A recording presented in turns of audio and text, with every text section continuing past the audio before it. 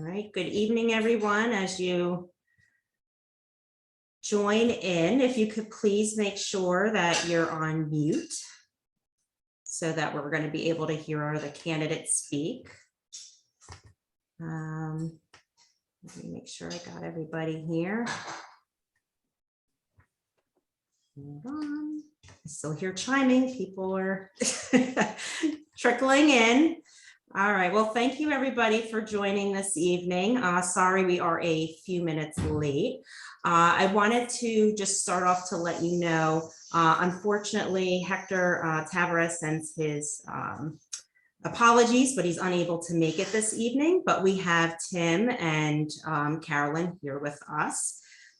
We do have a list of a bunch of questions that we really want to make sure that we're able to get through. So I'm going to get kind of right to it and introduce some of the key players in this. So first of all, thank you for joining. My name is Kelly Redcoles. I'm the chair of the Harrison Township Democratic Committee. I'm the vice president of the Gloucester County Federation of Democratic Women. And I know as part of the Harrison Township Democratic Committee, we are, what's important to us is to make sure that all of the candidates are heard, so that when we go in to vote in the primary, we know who we're voting for. So that's something that is important to us as a committee. I do want to introduce Rachel. I can't see where you are, but Rachel, I would like to introduce you. Rachel is the president of the Gloucester County Federation of Democratic Women, and she is also the VP at the state level for the Federation. So let me pass it off to Rachel. Thank you for that, Kelly. Well, first of all, good evening, everyone, and thank you for joining us. We are so thrilled to have two of our three Democratic candidates with us this evening. We're going to get a chance to get to know them, Carolyn Rush and Timothy Alexander. So we're really looking forward to that and hearing from them and all the wonderful things that they have to tell us about, not only themselves, but the issues. I have the honor tonight to also introduce you all to Margaret Weinberger. Margaret Weinberger is the state president of the New Jersey Federation of Democratic Women. And once I do hand the mic off to Margaret, Margaret's going to tell you a little bit about who we are as a federation. And I think a lot of people, we're kind of like this best kept secret, I think, in many, many states. But we are the female arm of the Democratic Party. And she's going to tell you more about the seat that we hold at the DNC level and a few of the other wonderful things that we're doing nationally. As the Gloucester County president, you all know that our chapter is very active, and so are our members, who are actively involved in so many other organizations besides the Federation of Democratic Women. So we do have a wide footprint, not only just in Gloucester County, but throughout the state. So with that being said, I get the honor of introducing you to our state president, Margaret. Thank you so much, Rachel. I'm honored that you even invited me to be part of this presentation. First off, I want to commend Rachel for the work that she does, because even though she says she's vice president, she is president caliber. This is a strong, strong woman, and I'm honored to be working with her as well. So thank you, Rachel. Thank you very much. Thank you. The State Federation is really wonderful. I came in a few years ago after being a chapter president here in Somerset County in the middle of the state. And what we do is New Jersey is one of over 30 state chapters in the national organization. The national organization has a few events a year. One of them is their National Women in Blue Day, where traditionally women from all over the country, from all over the state chapters, would go to Washington to meet their representatives. Of course, with the pandemic, it was waylaid and has been virtual for a few years, but we're hoping next year that we can go to Washington, and hopefully some of you will join us, because it's a lot of fun to go down. And of course, the buildings are going to be very secure now after what happened, but I'm sure that it'll be okay, because the DNC knows that we are there for them, and we are there to support all the Democratic candidates, male and female, throughout the country. Our state chapter is very active. There are 21 counties in New Jersey, and we have 13 active chapters from each county. We're working on getting a few more counties to join us, which would be great. And what we do is raise awareness through education, through fundraising, to get people money for their campaigns once the primary is over. We're trying to move towards regional support, which we're doing. We're working with all the organizations in the state that provide training for candidates, the Rutgers COP, the League of Women Voters, and the DNC. I don't want to take up too much time, but I just want to mention that we will be having our state Women in Blue Day sometime in April. So keep aware of that. And you're all invited to come to Trenton and meet with your legislators. And hopefully we'll have in the fall our awards dinner, where we use that as our yearly fundraiser and give an award to various volunteers in the state and elected women and an elected woman official. So thank you very much for inviting me. Thank you for letting me have a moment to tell you about the great Federation. And I know tonight's going to be very interesting. I attended one of these events about a month ago and really enjoyed meeting the candidates. So it should be very interesting tonight. Thank you so much.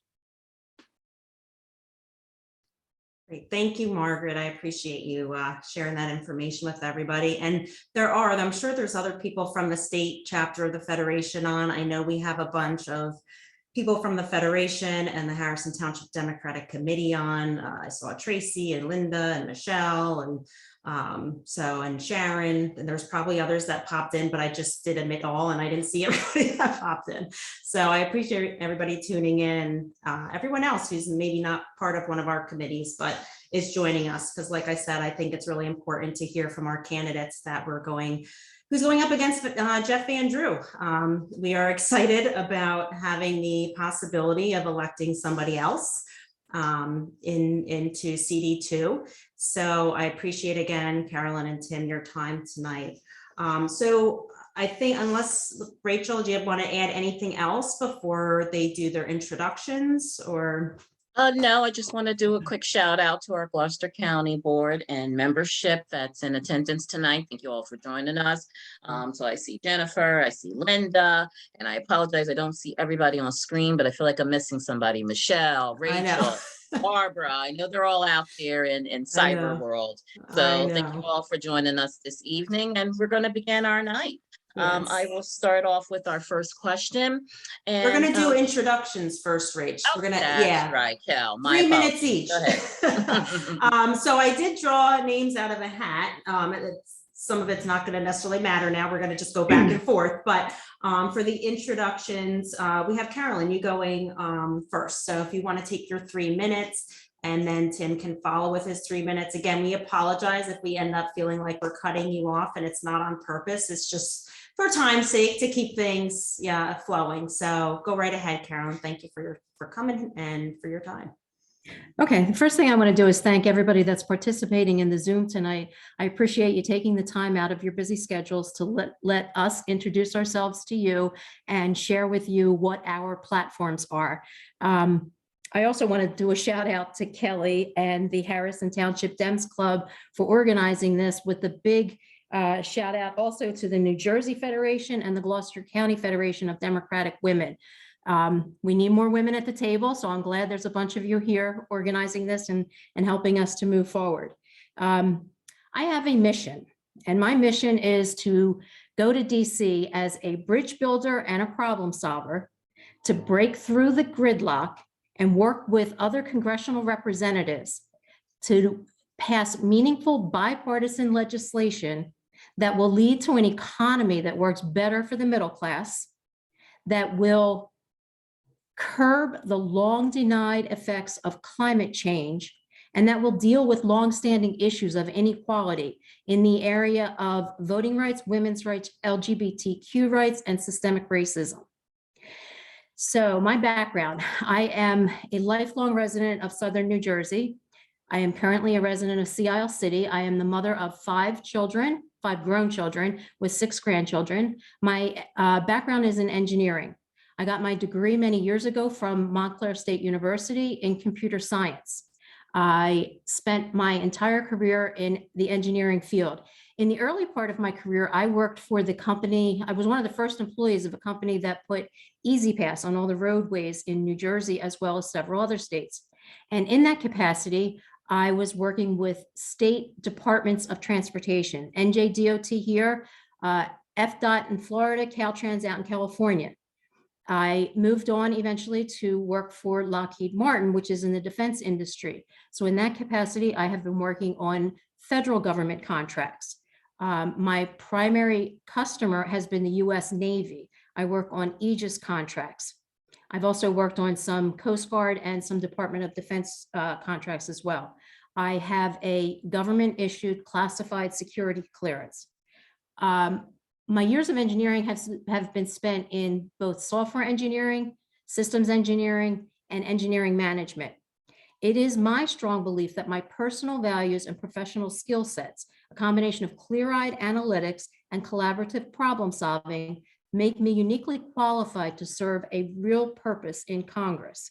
I want to get there so I can address the economy, as I mentioned, work on middle-class tax cuts and minimum wage that is above that keeps people above the poverty line, support unions, and many other things. Is that ding for me? Or was that my phone? I'm sorry. It might have been your phone. It was my phone. I thought you were dinging me out. As far as climate change, I believe that green energy is good for the climate and the economy, that we need to get charging stations everywhere so that people are motivated to drive electric vehicles. I want to see the wind turbines that are already planned for our area because it will bring good jobs to our district. I want to see us invest in regenerative farming. And as far as the areas of equality that I mentioned before, and I'm probably running out of time, voting rights are key. We have to make sure that nobody is disenfranchised. Women's rights, I'll get into a little bit later. LGBTQ rights have to be enshrined in law, and we have to chip away at the systemic racism that exists not only in policing, but also in real estate, banking, retail, education, government, pretty much everywhere. With that, I'll yield. And I look forward to your questions. Thank you. All right, Tim, you're up. Thank you, Kelly, and thank you for organizing this event this evening, as well as to Rachel and to Miss Margaret. I appreciate everyone's participation and everyone else who's on Zoom at 7 o'clock or 6 o'clock at night. Obviously, we could be doing other things. 7 o'clock. You could tell I have not moved this clock forward yet. Nevertheless, I do appreciate everybody coming. I am a lifelong public servant. I have been involved in public service since I was 18 years old when I joined the police force. I later in life, while working full time, I went to school. I got a bachelor's degree in business management and an MBA from Drexel University, followed by a law degree from Rutgers University in Camden. After I retired, I spent 27 years in law enforcement. After I retired, I went right into working for the Philadelphia District Attorney's Office, prosecuting cases. And I mentioned those two things together because it was the combination of my experiences in law enforcement, my combination or combined with my experience as an assistant district attorney and my own personal experience of being racially profiled as a young man by 3 police officers who actually shot at me, although I was not armed or doing anything. And then to cover up that incident, they charged me with a crime I did not commit. Ultimately, I cleared my name, and it was urgent. With the urgency of my grandfather, I continued on with my career plans of becoming a police officer with the purpose of making a change. And that put me on track to becoming a change agent. And so when I saw, taking in my own experiences, my experiences in law enforcement and as a prosecutor, I knew that I was best served as a civil rights attorney, fighting for people's rights. And I've been doing that ever since I left the district attorney's office. Those things combined, though, are not my only issue for wanting to run for Congress. And I'll talk more about it later on in appropriate spots. I want to be a representative for South Jersey, something we desperately need. Jeff Van Drew is not representing our district. He's not representing South Jersey, and he doesn't have to. He pulls the majority of his funds, hundreds of thousands of dollars from elsewhere. We saw $530-some thousand he raised in the last quarter, much of it from Mar-a-Lago, hanging out with the former president, 3 different fundraisers down there. So we need someone who's beholden to us, who's going to service us, who's going to bring home funding for us. As many of you know, we send $25 billion a year to Washington, which equates to 73 cents for every $1 we send. Now, you have to do the comparison to, say, New Mexico at $4.34 for every $1 they send, or even Mitch McConnell's state, $2 for every $1 they send. No one's fighting for us. And even when money comes to New Jersey, it typically stays further north than what we have. Why? Because we have 10 members of Congress in North Jersey who are all Democrats. We have a Republican. He has no interest in serving us, whether we be Republican, Independent, or Democrat. He doesn't have to do it. So, and by way of an example of that, we know from the CARES Act, which he voted against, $10.6 billion came to the state of New Jersey. We are the eighth, we hold 8% of the population of the state in CD2. We got 1.7% of the money. So we need someone who's going to bring home the bacon, and that's why I'm running. A lot of my issues I'm going to discuss tonight is about, really is numbers. I'm a numbers guy, and I like to explain what I want to accomplish, how much it's going to cost, and where we're going to get the money from. So you'll hear all those things tonight. I invite you all to take notes. You can fact check everything I'm going to tell you, because everything is verifiable. And with that, I want to thank you again, and I look forward to our discussion. Thank you so much. You guys are good with the timing. Good internal clock. All right, so with that, we'll begin with the questions. And I believe, Rachel, you're up first with asking the question. And Tim, you'll be up first with answering it. And then obviously, okay. Get right ahead, Rach. All right, thank you. Question for both of you this evening. When elected to Congress, what will be your first 3 legislative efforts? So I have my first big 3 deal with funding through the bipartisan infrastructure package. As many of you know, it was a $1.7 trillion package that was passed by both houses and signed into law by the president. I want to bring some of that money home, as I just said a few moments ago, with specific projects. We know that we have $25 billion for airport improvement. We have $66 billion for rail transportation improvement. And we have $39,000 for public transportation improvement. 39 billion, all these numbers are billion, excuse me, 39 billion for public transit. So here's the first big project I want to accomplish. I want to connect the Atlantic City International Airport to Atlantic City. I know it sounds like a crazy idea that they should be connected, but there's no way for anybody to get off a plane in Egg Harbor Township at the Atlantic City International Airport and actually go directly to Atlantic City. They have to catch an Uber or some other form of transportation. The bus, even the buses don't run at a regular intervals that you could rely upon them. So we have rail that runs behind the Atlantic City International Airport that we could connect to and run a light rail line down to the city. You'd be there in a matter of a few minutes. The problem is that the runways in between the airport and where the railroad tracks are. I want a tunnel underneath there, and that's where all those billions of dollars come from. We know that tunnel projects are done all over the country. We connect New Jersey to New York by way of 2 tunnels. We know that Boston just is a major tunnel underneath the entire length of their city. So this won't be anything near that magnitude. It's very doable. I would like to get a study going right away with a concrete deadlines for getting that project started and completed. Next, I want to, and the next project is a little bit more widespread, electric vehicles. I want to get EV busing. I want to be the pilot for the entire state of building hubs for EV busing. One, we have to build the transportation hubs to charge the buses. That's going to employ mechanics. That's going to employ maintenance personnel. We'll bring the buses online. That's going to employ more drivers. I want to run the buses more frequently, more often, smaller buses that can run more efficiently, and therefore we can run them on a more regular schedule. This is also going to employ people in jobs that could become careers, good jobs, union jobs, jobs that have health benefits, that has a pension associated with it. So there's an opportunity for people to have their own idea of the American dream. Go over to Salem County. I want to get the port dredge over there. So that's a major undertaking. We know that there's $7 million already approved. Andrew told us he got $7 million of the Army Corps of Engineers are going to dedicate to the project. The problem with that is we need $100 million. That's verified. So we have money by way of ports, $17 billion available for port infrastructure improvements. All this money exists. My plan is to go to Washington and immediately start sending about a way of obtaining those funds directly for South Jersey to make sure South Jersey benefits from the bipartisan infrastructure.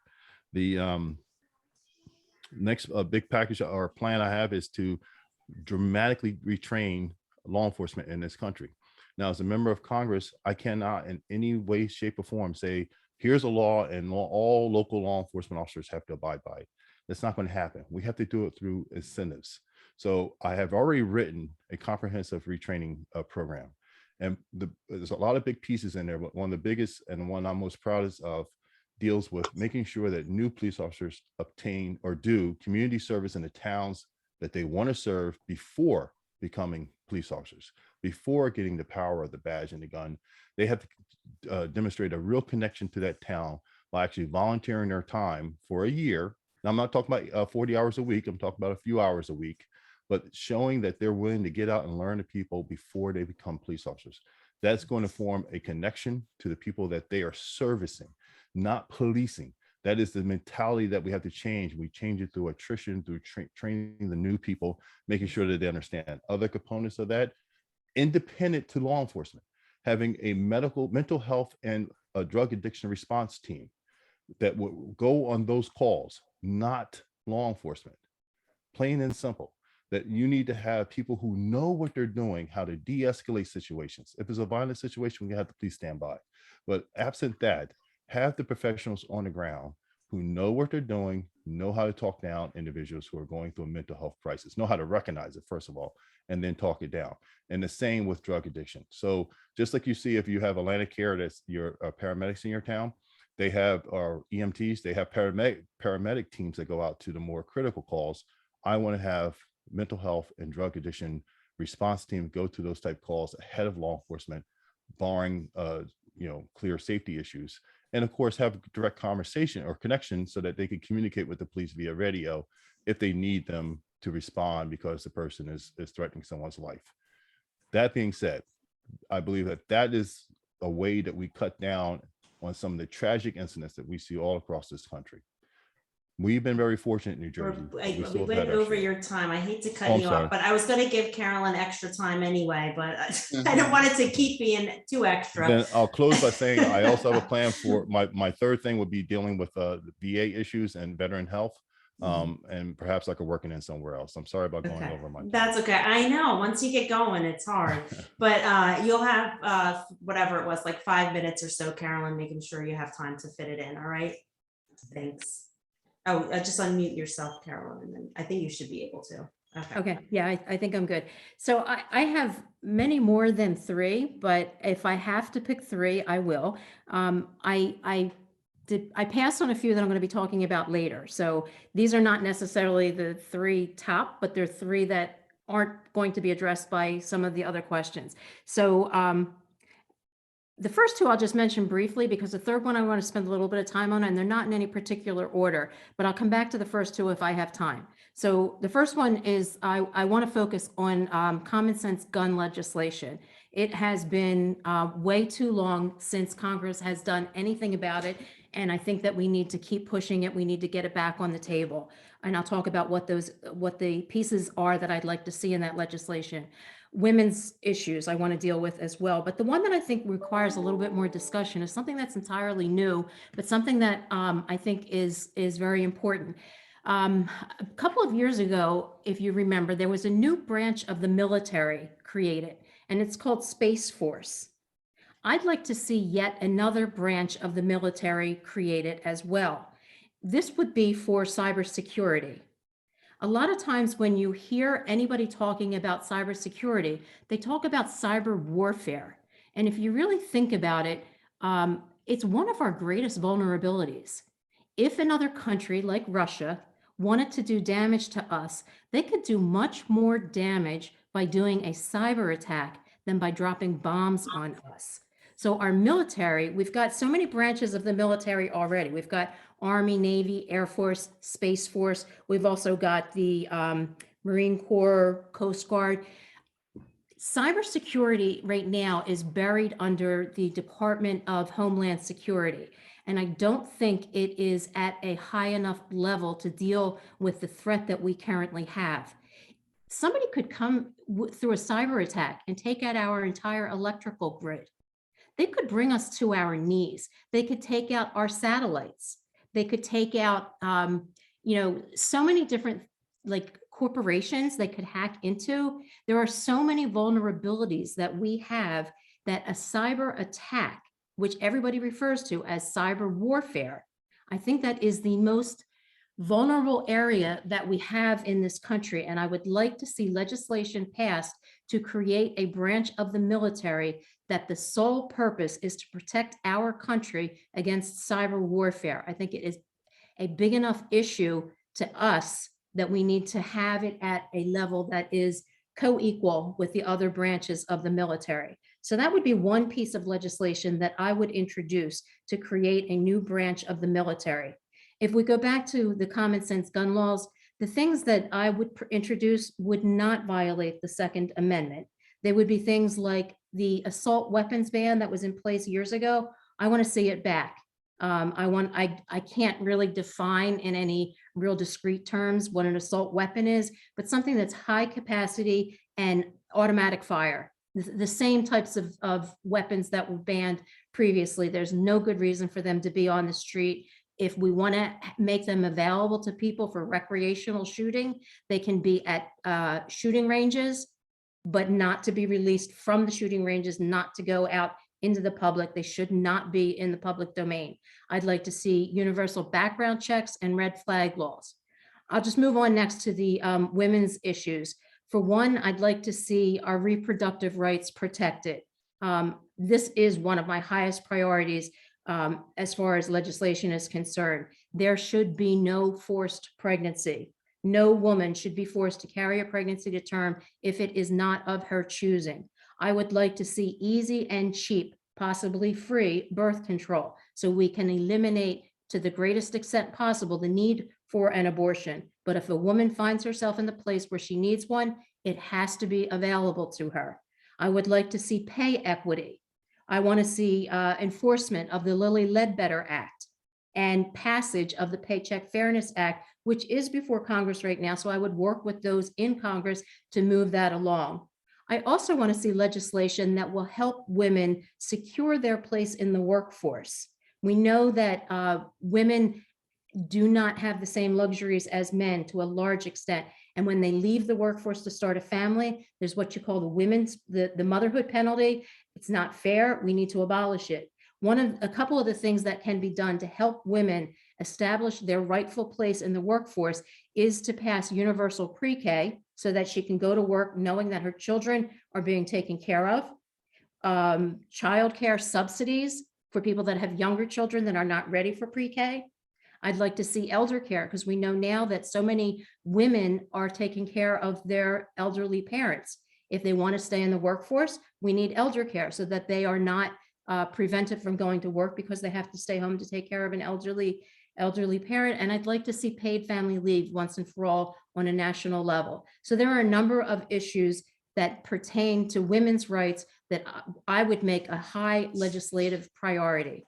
So it's common sense gun laws, women's rights legislation, and the creation of a new military branch to deal with cyber warfare, which I believe is one of the greatest threats to our country from China, from Russia, and from all other enemies that want to take advantage of us and cripple our economy, our military, even individuals.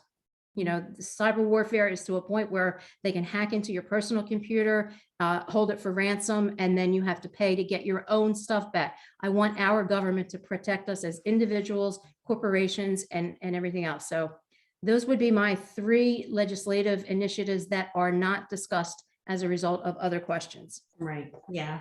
We figured we'd get some things down the road there that you'll be fitted in. Right. Much more to Great. say. I know. Well, thank you. And now we have Tracy asking the next question, right? And Carolyn, you will go first answering since we're just swapping now, since Hector's not with us tonight. So Tracy, she's actually part of the Federation and the Harrison Township Democratic Committee. So Thanks, Kelly. Yeah. As a parent of two college age students, how would you promote affordable higher education? Specifically, would you support such things as the expansion of Pell Grants, American Opportunity Tax Credit, student loan forgiveness, other ideas? So yes, as a parent of 5, not all went through college, but several of them did. So I have dealt with the issues that either you are or are going to be dealing with soon. The answer to the part of the question, yes, all 3 things that you listed as your, for instance, I do support the expansion, the Grant Preservation and Expansion Act for Pell Grant Expansion and Preservation Act. I do support the what am I saying it wrong? Expansion of American Opportunity Tax Credit that Menendez has introduced.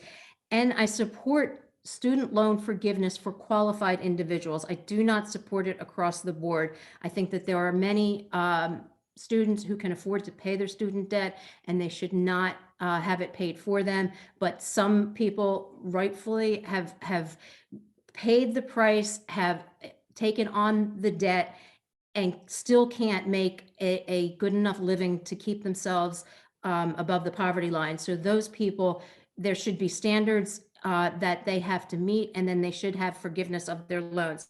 There are a number of other things, 3 other things that I'd like to see happen.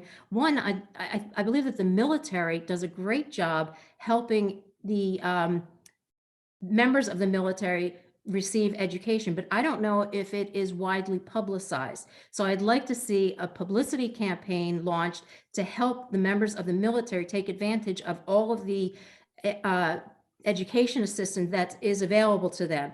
I'd also like to see our government protect them from predatory institutions that take their money and end up not giving them a degree. Like some of these for-profit universities, they prey on the military who maybe don't realize that what they're getting is not going to be an accredited degree. So I'd like to see some protection for our military, but I'd also like to see them have a better opportunity to take advantage of what is already available to them.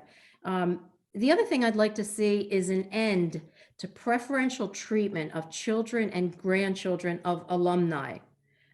This is a practice it's popular in a lot of our higher end universities. And what it does, it perpetuates the unfair inequality, it allows unqualified students to get into these universities because they have parents or grandparents that went there, not based on their own merits. And it also perpetuates a decades-old legacy of racism and inequality because many people who are from underprivileged areas do not have, their parents didn't have the opportunity to go to school. So if they don't have the alumni, they don't get the same privileges. So it's inequitable, and I would like to see that unlawful as well. So preferential treatment for children and grandchildren of alumni and big donors. If you have people that pay big, it's almost like this Varsity Blues scandal that we just went through. It's letting people into universities because of their connections, not because of their merits, and we have to put an end to stuff like that. The other thing I'd like to see is grant money for things that are not necessarily college related, but rather vocational training and tech training. I think that we're going to need a lot more plumbers and carpenters and electricians and all of those areas. Yes, I appreciate the applause up there, Jennifer. No, we're gonna need that. And if you're fortunate enough as a young person to get into a union, they'll put you through their apprenticeship program and you'll have that. Not everybody gets in though. So we need training programs, and that has to be considered part of our higher education. We have to make sure that the people that want that type of education are also getting the assistance that they need. Great, thank you. All right, Tim, your turn. Same question. Sure. So I agree with Carolyn that the Pell Grant expansion and the American Opportunity Tax Credit, they're no brainers. That I hope that we can do both. And we differ in that I believe that student loan forgiveness in many instances in many families is the first rung of the ladder towards generational wealth by allowing people to obtain their education and obtain without cost, it's just going to be a tremendous benefit that is to our economy. And I'll note a bit of good news. I just heard this morning that the White House sent out a notification to the federal loan managers, student loan managers, that they're not to notify people that their debts are coming due in May, which is a great sign that they're going to extend the suspension on repayments. I believe that that's possibly a way that it can be done. And I say it that way because I'm a lawyer and I look at the law, and I'm not certain how we can legally accomplish this goal. And that would be to wipe away all student loan debt. But one of the things we can do is continue along with what the president is doing, and that is deferring the payments. And quite honestly, I think this goes on long enough, it would be hard pressed for any president to come in and say, okay, I'm the president who's going to restore these payments now, particularly when we're dealing with such a troublesome economy with respect to inflation. And I say it that way because most of the economy is doing great. So I'm in favor of those things. I'm in favor, and those are the reasons why I'm in favor of it. I also would like to see us invest more in VOTEC training. I would like to see free advanced VOTEC training. So for people who don't want to follow the college track, that they get whatever they get with respect to VOTEC school at the high school level, but then there's an opportunity to go into more advanced training, again, at no cost, to help them become refrigeration or electricians or mechanics, because college isn't for everyone. And I went a very long time in my life. It wasn't until I was 36 before I walked through a university door. And that was just because of change in my way of thinking and ideology. But the reality is, some people just don't ever get that bug to go, and they should have an opportunity to have their idea of the American dream by having these things made available to them. And it is about helping communities build generational wealth. So I'm 100% in favor of no cost or low cost education. Great, thank you. Okay, Jennifer, I think you have the next question for us. Yes. Hi, good health to everyone. Hello. My question is, what is your stance on Medicare for all or universal health care? And Tim, you get this question first. Okay. So I have a kind of a unique approach to it. And thank you, Jennifer, for your question. My approach is this, that I believe everyone should be able to buy into Medicare for regardless of your age. That if currently I'm retired from law enforcement, so I could buy into the pensions healthcare program, but it still costs me about $1,000 a month. If I could get that same level of benefits through Medicare at a much lower cost, I'll drop this in a New York second and I'll go to Medicare. This program is not going to work unless we also increase the payments that Medicare make to doctors to make it more acceptable or accepted by a larger collection of doctors throughout our state. So that being said, I'm for expanding it to that level that anybody could buy in. I believe that the same principles apply as we have with the Affordable Care Act. The more young people who get in and use less, the stronger the program becomes. And I believe that because of that, that people who are currently 65 and older who are eligible to receive it, the change would be that they get it for free. I believe that since our eyes, our teeth, our ears are all connected to our body, everything should be included. Not these separate little plans. No more donut hole. If you're 65 and older, you've paid into it all your life, you get it for free. And we support that with younger people coming in. Now, I do not want to at all take away anybody's health insurance. I think that if you want to continue on with more expensive plans, you think they're better for you, by all means, have at it. But this should be available for people like me and for anyone else without age restriction who want affordable, good, affordable health benefits. And then as we get to our 65 years age, it becomes free. So that's my plan for it. And it's something I'm actually hoping to introduce in a bipartisan way to get both Republicans and independents and Democrats on board with this idea. And let's take it from a different stance, that let's get away from all the bad language associated with Medicare for all or free healthcare, and let's actually take a practical stamp and say, hey, look, you want in, buy in.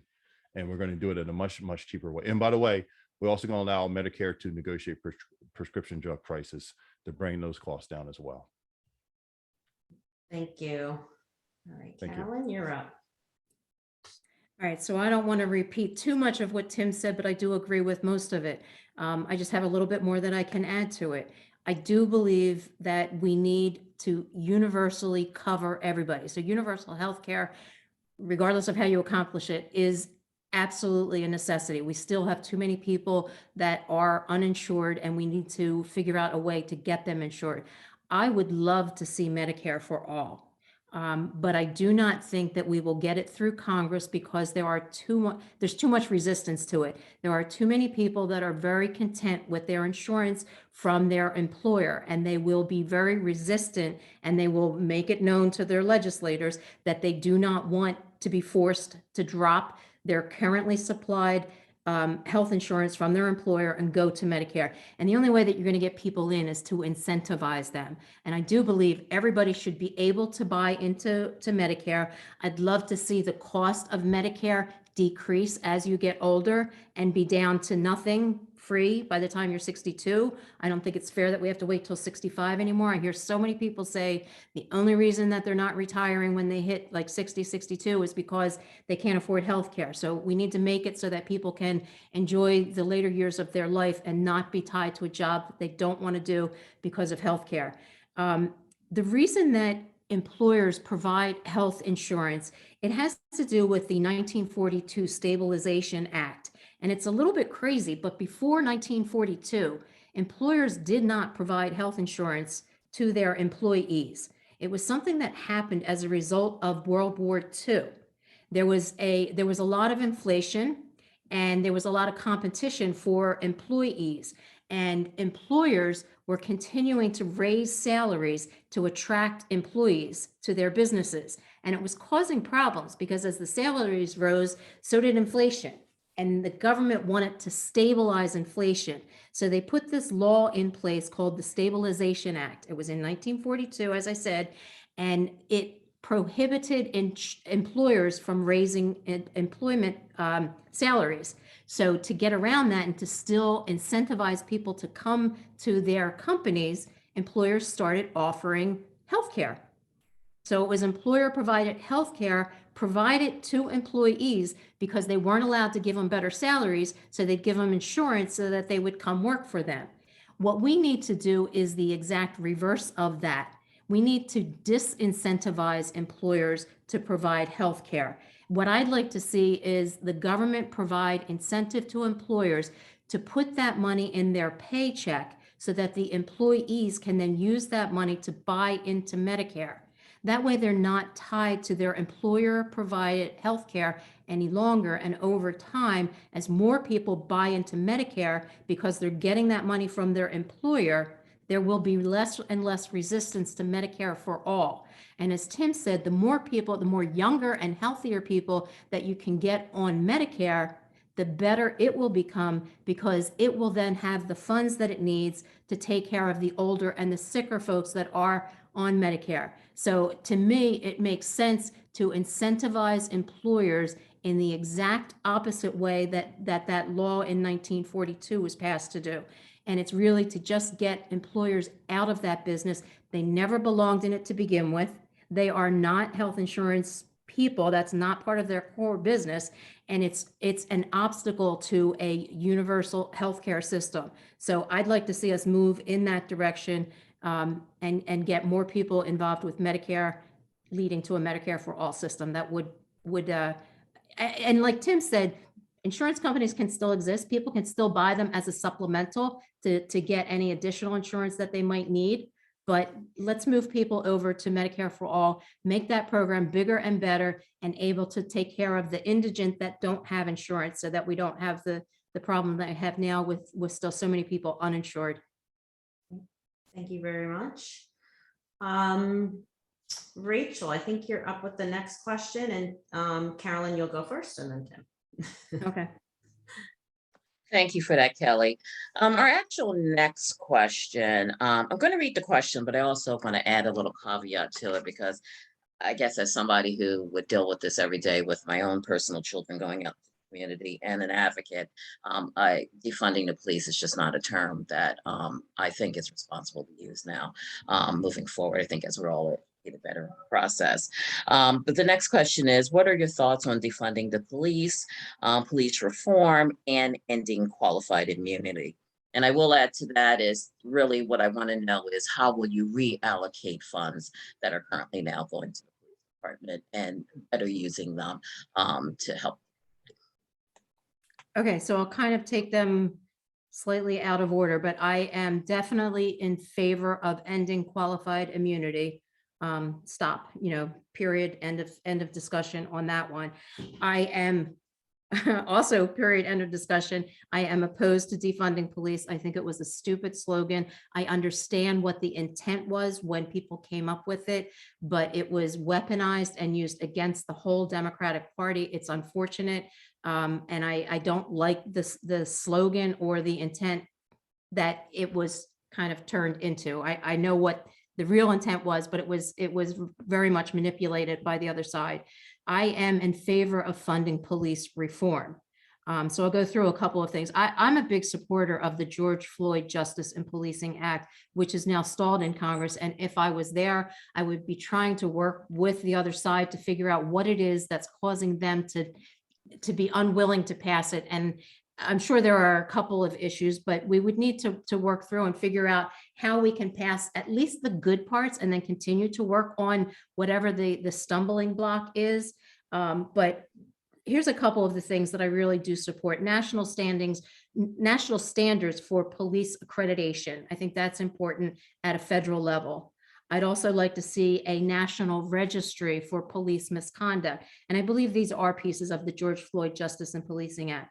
I'd like to see an end to no-knock warrants. I think we've seen too many bad outcomes, and I don't think that there are, maybe somebody can provide a good reason why they're needed. I don't believe that they are absolutely needed. I think that they should go away, and we should figure out a better way to get the people that we need to get. I'd like to see federal standards developed for de-escalation. I think too frequently, and part of it has to do with the fact that we're probably seeing it so much because everybody's got a cell phone and everybody's recording everything, but too frequently, you see the police that resort to shooting too quickly before they go through de-escalation methods. And it's possible that they have not been taught the de-escalation techniques. I think we should develop national standards and then fund police, local police, so that they can train their police with these national standards that have been developed as a result of studies. And I think the studies should be done with representatives from the police, the larger police forces, like the big city police forces. They should have representation available and be part of the study that's conducted at the federal level. According to the Bar Association, about 25% of all people that are killed by police are mentally ill. That's a staggering statistic. And that tells you that the police, sometimes when they go and they're not well equipped to deal with people that are in mental duress, they don't realize that that's what they're dealing with, and they pull their guns and they're fearful and they shoot because they feel that their lives are in danger. I think it's very, very important that we begin to embed mental health professionals with the police. I think Tim touched on this earlier when he was speaking, and I firmly support that. I think that we need mental health professionals should also be at the 911 call centers, so that when a call comes in, if it's a family saying that my son is having a breakdown, I don't know what to do, he's acting out, if the police are sent, they should have a mental health professional with them. And actually, the mental health professionals at the 911 call centers should be part of the decision as to who is dispatched to that situation. And I do believe that it's important to have police there in case it gets out of control. It escalates and you do need to take some action. But I think it's important to make sure that your mental health professionals are embedded in both the 911 call centers and on the calls where there is a mental health issue that's being addressed. I think it's just very important to forge a a working relationship between mental health experts and our local policing organizations. And that's pretty much my take on how I think we should reform the police. Great, thank you. Tim, you're up. Thank you. And so I touched on a lot of this earlier, but so I'm going to skip around a little bit just to say that, to reiterate that we need to have mental health component and drug addiction component that responds independent of the police. They will work in unison with the police in dangerous situations, but they need to have that autonomy. Now they could come underneath the budget of the police department, and here's where I'm going with that. I want to, part of that reform that I want to do deals with training our police officers much longer than we currently do. Current training program is about 5.5 months. I want to expand that to closer to 18 months. And there's a lot of back and forth with on the street and back at the academy type training. And obviously that takes a lot of resources away from departments that need them on the street. So the only way we could do this is to put money to it. Remember I said, we don't have the ability from Congress to make departments do these things, but we incentivize them with money. And so defunding the police is not going to work. But what we can do, there's currently $6 billion that we spend annually in police training from the federal level, federal grants, started the 1990 crime bill, put together this pool of money, and it's been going ever since. I want to peel away some of the dollars in that program and apply it to this incentive that if departments implement a lot of policy changes, one of which I told you about with respect to making new officers have community service on their resume before they come into the department, verifiable community service, bringing in mental health and drug addiction components, response teams in their departments, particularly on the shifts that have the greater number of call services, so that services for those type of needs. And then this last component with respect to training. So it's going to cost a significant amount of money, but the departments won't be able to say, I can't afford to do that because it will take too long and I need people on the street. If we provide them with the resources to cover the full cost of keeping personnel on the roll, say future retirees, while they get these people trained up and ready to go. So that's one piece of it. The other side of this program really is about making sure that officers learn de-escalating skills, as Carolyn just pointed out, but also use of force in the terms of rules of engagement. That just because all the boxes are checked that allow you to use deadly force, you have other tools in your mental and physical Rolodex that says, okay, I don't have to pull the trigger, I can do this. And these decisions have to be made in sometimes a split second, but we can train officers as we train them currently, we could train them to do that. There's a saying in law enforcement executives, and that is, you don't want dysfunctional norms.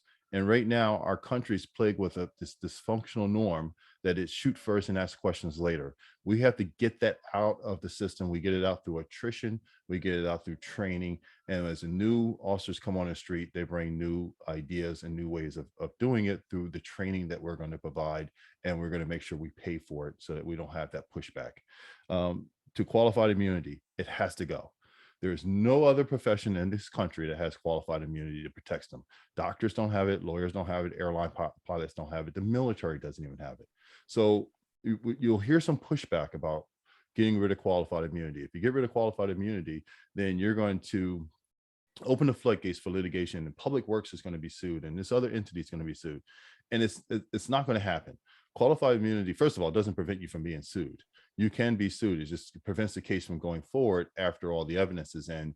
If you don't get over the hurdle has 4 points. The most important two is that there was a constitutional right that was violated, and that the person who violated reasonably knew, or should have reasonably knew that they were violating the person's rights. Public Works don't get into violating people's rights. I don't know how leaf collection you can violate somebody's rights by doing that. So I encourage everybody to push back, do a little research, push back when you hear this counter narrative about keeping qualified immunity around, and that you're going to have a floodgate of litigation.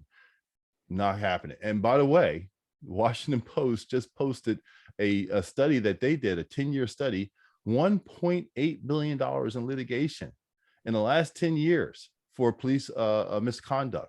So I'm not certain what qualified immunity, this floodgate that people are so concerned with, when qualified immunity don't protect the worst. And the reality is we need to make sure that everybody has their day in court. As we are all here together on Zoom, somewhere else, some family, and most likely in a low-income neighborhood or neighborhood predominantly of color, is having their door kicked in. And the officers are literally terrorizing the family. And they're looking for someone who hasn't lived there for 5 years or longer. And then when they realize they made a mistake, they walk out. No questions asked, no apologies necessary, because with qualified immunity, that was a mistake that you cannot litigate for. You could go all the way through the process, but I'm telling you, as a civil rights attorney, when you get to the end stages and the motions are written for qualified immunity, you will lose. Without a doubt. So it has to go so that people who are going through this terror every single day, it comes to an end. And if it doesn't come to an end, at least they're compensated, because you can't make people whole through litigation. You could get them damages. And that's what it's about. So that's all I have on that one. And I appreciate the opportunity to answer it. I appreciate Thank your you both. responses. The next question, Tim, you'll start, and then Carolyn. It's been obviously in the news a lot with Russia invading Ukraine. You'll hear a lot about energy sources and so on. Everybody's complaining about gas prices, not quite understanding all the facts around that, but it's been in the news, so figured we would bring it up. But how do you think we should be relying on like different sources of energy? Do you have any creative ideas in order to maybe come up with incentives or make more green technology, especially for in CD2? There's, I know, offshore wind proposals in Ocean City that's getting a lot of pushback over there, but just curious what your ideas are for more green energy. And again, Tim, you get to go first. And thank you. And so the reality is that we have to increase our access to resources alternative to fossil fuels. We need wind, we need solar, we need battery powered vehicles. You heard my plan about bringing EV busing is not just to create jobs, but also an alternative to the diesel buses that pollute our air, and you know, they just spew out that dark smoke, and it's just sometimes painful to even watch if you're behind a bus. We definitely need to shift to a cleaner energy. So you heard me talk about dredging the Salem River so that we could put a manufacturing facility in there. Well, that manufacturing facility is actually going to build motorheads for wind turbines. So and ideally we could become the leading producer of these motorheads in the world. And also in that same area, we're going to have a wind farm. I know there's some pushback, and some of it is just ill-informed. Like people are saying that it's unsightly. Well, I've heard these wind farms going out as far as 15 miles, but as close as 5 miles. And if you look at something 5 miles off the shore, it's about maybe an inch and a half tall. So as far as being unsightly, I don't get that argument. I think it's just a lack of really being aware and informed on what is actually the picture that people are going to see of these little teeny tiny windmills out in the middle of the ocean. And if they're 15 miles out, it's not likely you're going to see anything at all. So the reality is we need to educate people better. And I think we've done a terrible job at that. We need to really push the message out that the benefits of wind, the benefits of solar. And I'm so happy that solar technology is getting smaller and lighter. I'd like to see that increase. We have the tech center there in Egg Harbor Township. I would love for them to take on a project to even make those panels lighter, more affordable, so that if I decide that I want to put solar panels on my house, I don't have to sign into a lease into perpetuity that I have to sell my house with, so that the next people who buy it have to agree to have these solar panels on. I think that's absolutely nonsense. Let's make them affordable so that if I want to put, if I have to make a choice of putting a new roof on, I could put these new solar shingles on and have a dual benefit of a new roof and these lightweight, high efficient solar panels that are down to a size of a shingle or 2 or 3 shingles or shingle sheet. And I can also put the batteries in my garage so that if the power goes out, I got battery backup for a significant period of time. So all these things, how do we get them done? We incentivize, we increase the grant project. We have to get serious about it. Let's start with that. I know that people are able to benefit from a rebate for purchasing EV vehicle from the state, but that needs to be bigger. And it has to be so that it makes it more affordable for a person to buy an EV vehicle. Even with a rebate, if you're buying a Tesla or some of these EV cars, they're significantly more than the gasoline engines. And that tells me that our mind's not right on this issue. So those are some of the ideas I have. And the last thing I'll say about it is, we also, although I'm a carnivore to my heart, I love a good steak, but we have to move away from a bovine meat and really meat in general, because the largest producer of greenhouse gases are cattle. And so we have to, again, educate people, make them aware that, hey, that steak, by the way, is outrageously priced nowadays. But before you had the steak, you also had a great deal of pollution that's associated with it. More people know, the more they can make smarter choices. Thank you. And as someone who's almost basically a vegan, I appreciate that last comment. All right, Carolyn, you're up. All right, so once again, I agree with a lot of what Tim has said. I will have to say that I am very fortunate. I decided a couple of years ago to buy an electric vehicle, and I was fortunate in that the state of New Jersey gave me a $5,000 rebate. So I bought the car and the check came in the mail about 2 months later. I thought that was fantastic. They also waived the sales tax. So on that vehicle, it was close to $3,000. So for me, the state provided me an $8,000 incentive to buy that car. It does happen to be a Tesla, which is a rather affordable car at this point. There are expensive Teslas, but this particular Tesla was $40,000. And when you take the 8 off, it was, I'd say that's a pretty affordable car. And now that everybody else is paying close to $5 a gallon, I'm very happy that I can just pull in the garage and plug it in and move along. I want to see incentives like that at the federal level. I want to see the federal government incentivize people with cash rebates and tax deductions. Not only individuals, but corporations. I want to see them incentivize corporations that have trucking fleets. You hear some of them are already going electric. I want to see the government incentivize others so that our trucking fleets are all electric, as well as public transportation. We do need our buses to be electric as well. The diesel is really even worse than regular gas. So it's very important that we do that.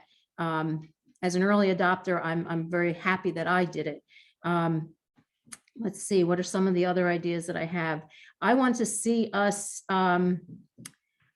actually, if we're really talking about getting away from using petroleum, which is what I think the original question was. It wasn't so much about the environment, which is also very important, and we do need to do everything we can to reduce, the carbon in the environment and stop climate change, or at least curb it. But if the real question is about petroleum, one of the biggest things that uses petroleum is plastics. I'd like to see a tax put on products that come in plastic containers so that people will buy less of them. There was this myth that was perpetrated many years ago that plastic was fine because you could recycle it. Don't worry about it, buy everything in plastic, just recycle it, and we'll all live happily ever after.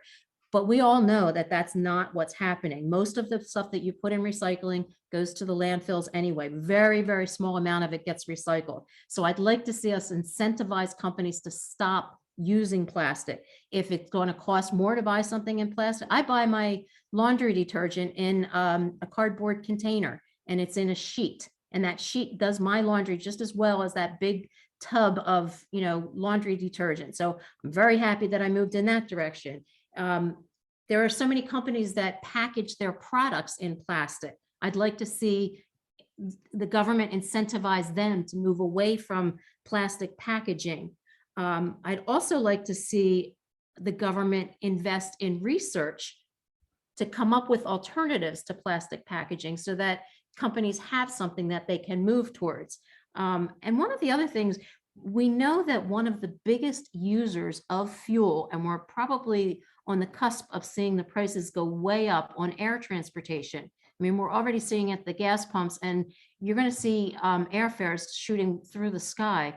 We need to invest in research that will create planes that can fly in a more efficient way. And I'm not exactly sure what that is yet, but I think that we have to invest in research to find that out. There have to be better ways to put a plane up in the air without using the gas that it uses right now. So, jet fuel, we have to figure out an alternative to that. And I would like to see our government invest in that kind of research so that we can be one of the leaders on the front with that. If we were to be opening up this discussion to climate change in general, one of the things that I'd really like to see the government invest in is regenerative farming. From what I understand, and this is from very limited exposure to it, there are things that you can do with the soil that will allow the soil to start to pull the carbon from the air, just the same way as planting trees helps to remove carbon from the air. And that's why the rainforests are so important. This regenerative farming will also do that. So we need to be investing in research that will make these techniques widely used and widely available. So these are some of the things that I think would get us to a point, and it's not going to happen overnight. So, I mean, if everybody wants to go out tomorrow and buy an electric vehicle, good luck. You're not going to find them. But it is something that we have to start messaging, and we have to start making things as affordable as possible so that people take the action in an appropriate way, and we're not caught in a situation like this again, where we're so dependent on either Russia or the Middle East or Venezuela to provide us with what we need to keep going. Right. Okay, great. Thank you. Just to give everybody who's sort of listening in just a heads up, we have one more question, and then I know we're kind of over the 8 o'clock time, and we kind of figured we would be. But I do want to give you guys like a little minute to close after the last question. So I think Linda's up with the last question, and Carolyn, you'll answer first, and Tim second, and then we'll give you like a minute to close each. Okay. Linda, you there? I'm here. Yeah. Oh, cool. Okay, there you are. Hi. Yeah. So, I mean, clearly we are the party of ideas. My question is, what can we do as Democrats with our messaging so that we can ensure that we beat Vandrew, that Vandrew loses, and that one of you has this seat? I think one of the most important things we can do is to try to make sure that we don't help him get his base out. And we know that his base is the same base as the Trump voters. So I think that if we spend too much of our time bashing him for the things that he has done, we're going to incentivize them to come out and vote. So I think everybody's well aware of how horrible he has been, and how him pledging his allegiance to Donald Trump caused him to forget about his allegiance to his constituents and to the Constitution. So his buddies are all on that wacko side, Marjorie Taylor and all the idiots that are following Trump.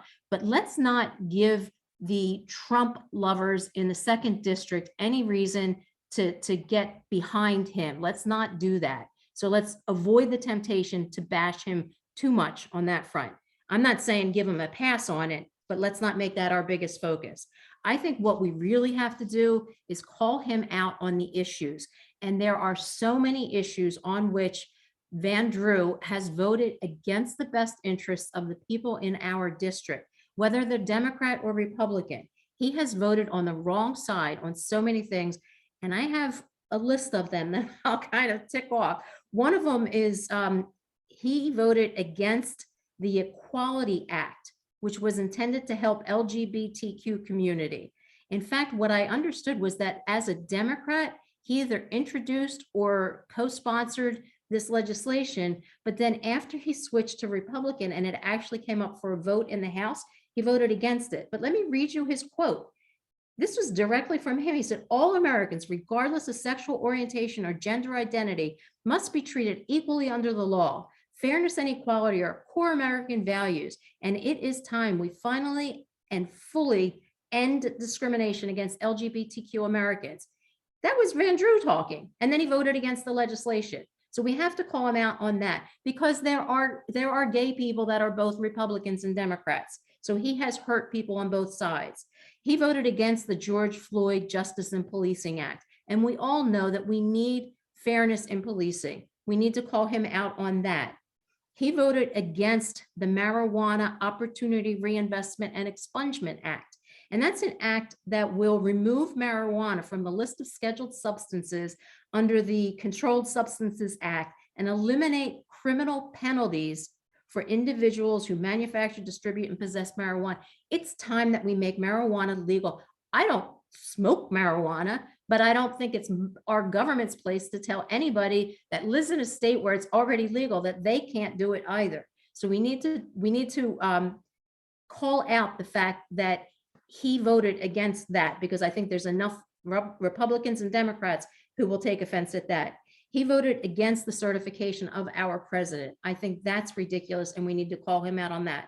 He voted against the American Rescue Plan of 2021, which was meant to help our citizens get over the financial implications of COVID. It's incomprehensible that he would vote against something like that. He voted against raising the debt ceiling, knowing damn well that if the debt ceiling was not raised, our country would go into default, which would send us into recession. And that recession would affect Democrats and Republicans. He voted against eVest, which is a piece of legislation that would allow veterans to automatically enroll in their benefits upon leaving active duty. We have veterans that are both Democrats and Republicans. And it blows my mind that he would vote against something that would make the lives of veterans easier. He also voted against, this is a long one, the presumptive benefits of warfighters' exposure to burn pits and other toxins. That was very recent. That was about 2 weeks ago. There was legislation, bipartisan legislation put forth by, I think it was Gillibrand and Rubio, two unlikely co-sponsors. They put this forward for the benefit of our veterans, and Jeff Van Drew voted against it. He also voted against ending forced arbitration for sexual assault and sexual harassment victims. There are so many cases where people, when you're filling out forms and there's that little checkbox that says, do you accept the terms of this? And you click on it without reading it. Well, a lot of times, one of the terms in there is that you agree to arbitration. And many people, particularly women, because it happens more to women than men, are locked into these forced arbitration situations. And this law was meant to eliminate that so that people could take the corrective action through the legal system when they have been sexually harassed or sexually assaulted. So he voted against that. That also blows my mind. I hate to cut you off, but if you want to talk to the other points in your minute, then we can do that. But I will do that. Okay. All right. Excellent. All right, Tim. So Linda, thank you for your question. You're right. We are the party of ideas, and we have to take our show on the road. My plan is this. I'm going to, I believe Carolyn's correct. We don't talk about Jeff Andrews, his suit or his flipping and all that stuff. That's not going to get it done. What's going to get it done is pointing out that he is not loyal to us. We can use the fact that he pledged his loyalty to Donald Trump. And I think that's important because he's demonstrating that over and over again. But more importantly, we have to put forth ideas and plan that will entice not just Democrats, because they are Democratic ideas, but they're presented in a way that we pull away the independents and even a few Republicans. And even if we don't pull away enough Republicans to really be of significance, we make it so that they are not motivated as they were in 2021. They were motivated against the mask mandates. They were motivated against vaccines. And I heard them say this when they were coming to the polls, because I was a poll watcher, that I'm voting to get rid of the mask, or I'm voting so I don't have to get another shot. We have to make sure that they're not motivated to vote against us. Because they'll stay home otherwise. And truthfully, we have another problem, and that is getting Democrats out. My wife is working with the Michelle Obama initiative. She comes to a lot of events with me, and her whole mission, independent of me, is to increase voter registration and voter participation. And she's doing a fantastic job with that. So my job then is to deliver the message, and the message is we are a donor state. We send $25 billion to Washington, and we don't get much left back. And by the way, we are dead last on a list of the states in this country who receive money back for their tax dollars.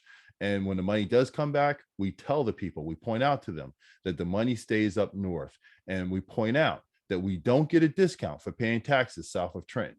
So the reality is we need a representative in South Jersey who's going to do some things. There's $1.7 trillion in funding available for us to rebuild our roads, our bridges, to help our community, to invest in green energy. Is going to create a lot of new jobs. One of the things I found out throughout some of the counties is that, for instance, Atlantic County is paying $600,000 a year of county taxpayer dollars to maintain a bridge over intercoastal waterways. I would imagine Gloucester County probably has a few of those bridges too. The problem with that is that money should be coming from the federal government. That should be coming from our 25 billion. That would help us with taking taking $600,000 off our county tax rolls and putting it back in our pockets. That's the way we appeal to everybody, because everybody identifies with pocketbook issues. Now, the economy is better than it's ever been, and we are in an economic war with Russia right now. We don't have the casualties of Ukraine, thank God for that, but we do have some, and that's our higher gas prices. But we're leading the world. This is important. The world in the economy. Our employment levels are better than they were pre-pandemic. Our GDP best since 1984. We've slowed inflation. It was going out of crazy out of control. We've slowed it down in the last quarter, and I suspect that we're going to continue that trend until we eventually get to flip it around. The last little piece we have to deal with are the gas prices, but that's the casualty of us fighting this war with Russia, who's attacking our friend Ukraine.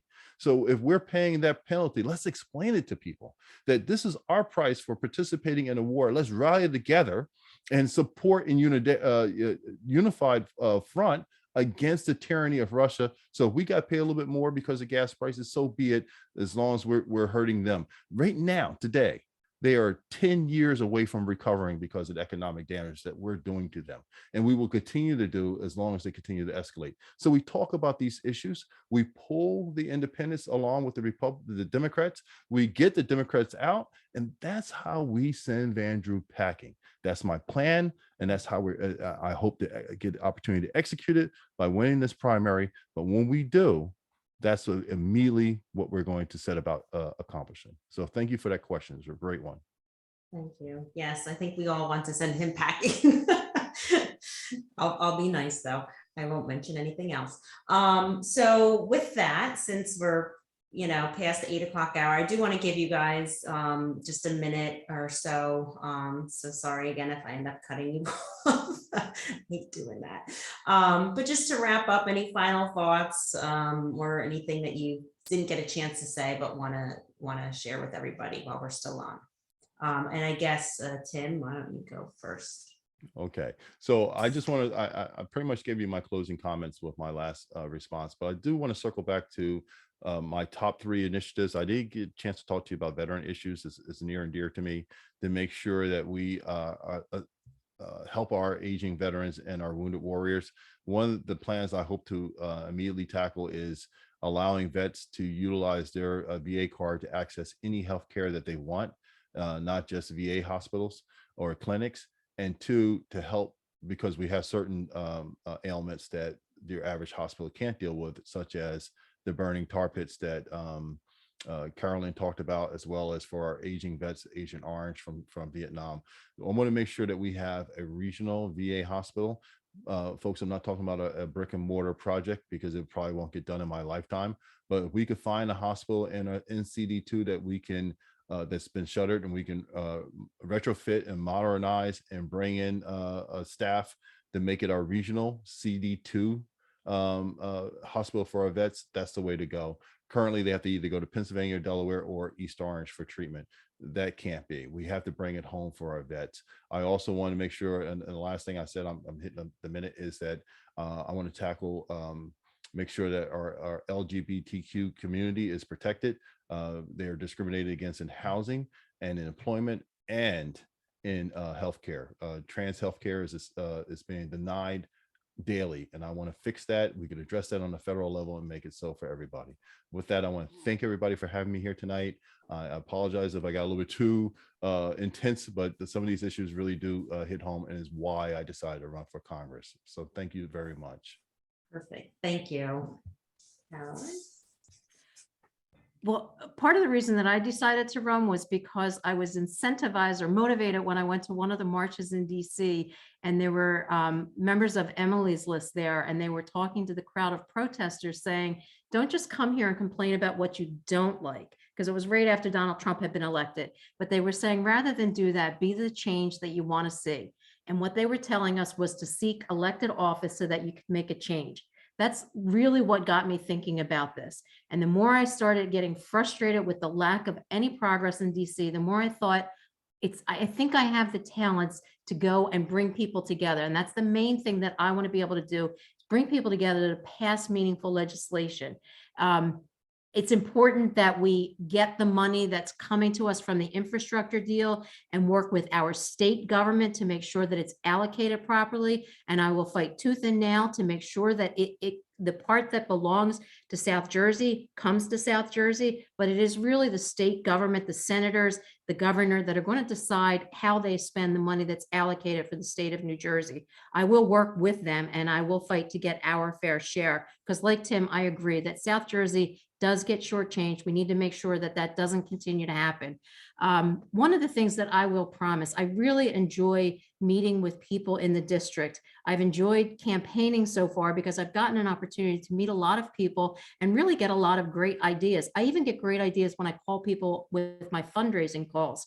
One of the things that I will promise, and this is another thing that Jeff Van Drew does not do, I will promise to hold town hall meetings, one every month, and I will rotate from county to county. There's 6 of them.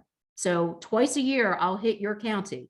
And every meeting will have a virtual component, because we've all gotten very good at Zoom. And anybody that's not geographically close will still be able to participate.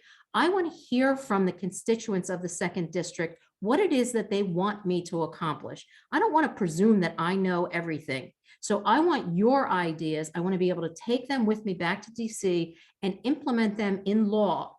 And when I can't, I want to be able to come back to you and explain why I could not. I want to tell you what the obstacles are. And then maybe we can brainstorm together and come up with a different approach.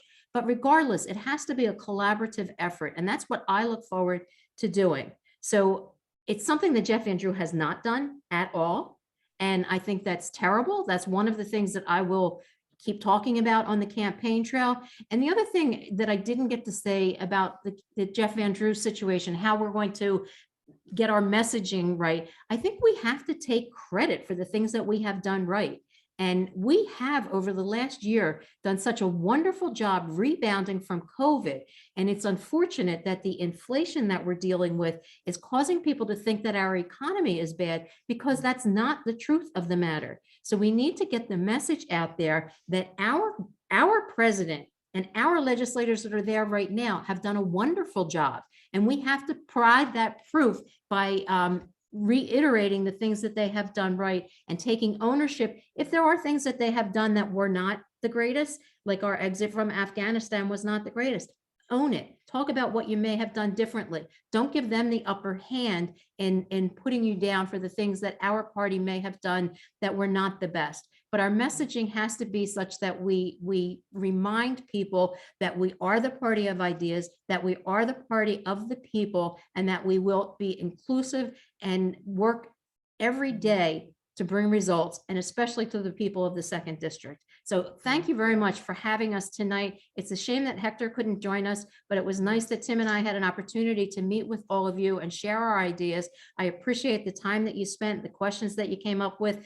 I really appreciate the fact that this was like an open book test. At the questions in advance. We always was say, the like, best we're not part. looking to surprise anybody, right? Like, No, and I I loved think it. I think Tim and you are on the same page as far as like, and what we've all wanted is just the communication and having a dialogue. And this is how Yeah. we learn things. Like, I might have an opinion about something, and then you guys share something like, I never thought of it that way, right? And so And vice versa. yeah, I mean, I never thought about boxed laundry detergent. Now I'm gonna have to think about It's the best. Earth you know, yeah. I'll see, send it to you. there you go. I'll send you a link to what I get. Okay, so Good yeah, I stuff. mean, yeah, so we're all about making sure that, CD2, and I do appreciate, because Gloucester County, we got, I don't know, 7 towns or so in Gloucester County that is in CD2. And we are left out a lot of the times. It takes an hour to get to Van Drew's office, and, it's, and obviously he doesn't do town halls, and Lobiando never did town halls. So it's just, we're always left down here, over here, and just, that's the way it is. So I'll do come visit. appreciate that. Thank you. Any closing thoughts with you, Rachel? Well, first of Or all, I want to Margaret? thank. Yes. First of all, I want to thank Tim and Carolyn for joining us this evening. What a great night. We enjoyed listening to your responses. Thank you to the Federation and the Harrison Township Democrats for their support and bringing this to you this evening to make sure that you had this opportunity to meet your candidates. More importantly, let's not miss this opportunity. We have an opportunity to win this seat back, but it's in our hands. We have to get out and vote. We have to get our family out there. We have to get our friends out there. And I don't want to hear the next day, Rachel, oh my God, there was a primary, I forgot to vote, because then my head's going to explode. So needless to say, please don't come to me and tell me that on Wednesday. So if you want to make Rachel happy, please grab your family, grab your friends, please go out and vote. No excuses. You can vote by mail. It's easy now in New Jersey. So come on, folks, let's make this happen. We can do it. And just so Tim and Carolyn know, if you can't see the chat, a lot of people are thanking you and are really excited now about the possibility of getting Van Drew out of office. So, however we can help once the primary is done and all that, the Federation, I know myself and Harrison Township, along with all the committee members, are gonna be right there for you, and we'll do what we can. But I do really appreciate your time, and for everybody for joining in this evening. So Can I ask one question before we go? Is there a way for you to share the comments that are in the chat with us after the Zoom ends? I will try to see if I can save it. As I was talking, I saw a message just briefly where somebody was sharing information about airplanes and about the energy efficient way of, was that you, Margaret? That was Margaret? me. I just read an article today about United Airlines using a biofuel and how it's trend setting for the jet fuel industry because it's a biofuel. I was so thrilled. It said United Airlines did an inaugural flight, I think from Baltimore to Boston or Washington. It was a small, short flight, and they were just testing it with 100 passengers, and it worked great. So now they're going to start implementing it. Just Google United Airlines biofuel, see what you can come up with. I wanted to make sure that whatever you were saying, I Yeah. got it. But if I can will read figure it. out how to save the chat, I certainly will. Yeah, there's Thank a you. little button in the corner that says save this chat. And No, I didn't I'll see it, find but I'll relook again. try. Well, thank you very much, everyone. Again, I appreciate you spending your Monday evening with us, and we'll keep you posted if we're able to do something like this again. Great. And Everyone thank you have all it. for having us, and thank you for everybody for participating with your chat and the questions and everything else. It was awesome. You guys are great. Good luck to Thank both of you. you. Thank you. Thank you. Thank you. Thank you.